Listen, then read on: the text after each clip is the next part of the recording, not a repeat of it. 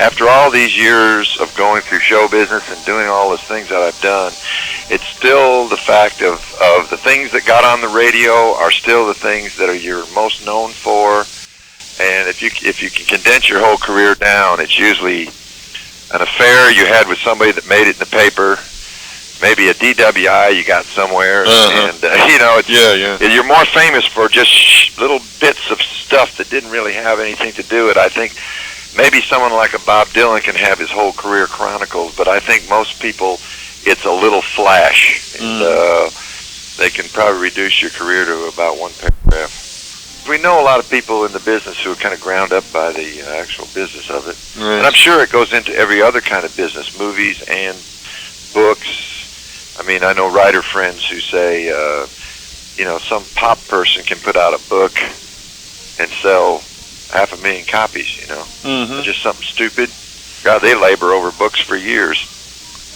So anyway, in most of the business, you have to just kind of do what you do to get what you want across, because that's what you're allowed. It's just like somebody once said, Anthony Quinn, he made either your favorite movie or the worst movie you've ever seen.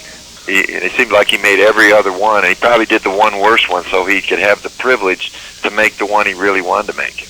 The studio says, okay, we'll do this movie, Zorba the Greek, if you'll do this movie, High School Confidential, or something like that, And you find out through the years that most people who are in the real business of the business are not as nearly enamored with it as people from the outside are. And so, but that's something else. You just have to carve out what you want and what you can use and what you're comfortable with. It's just, you're trying to do a career and make music that appeals to you and your sensibility. I mean, you have fun, you have sadness, you have some dance music, you have a little rounded picture of everything, and you make that music, and it has to kind of fit into, like I've never dealt with a producer, and I didn't go up to a record company with my hat in my hand and ask them to make my records. They asked me, and I've been making music the way I make it ever since I started. So I don't try to find trends or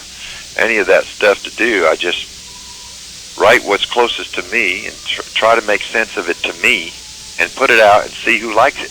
And the ones that like it, I try to go play for. Right. That's about it. And you got a pretty loyal audience. Yeah, and then you're not really confused about what you're doing.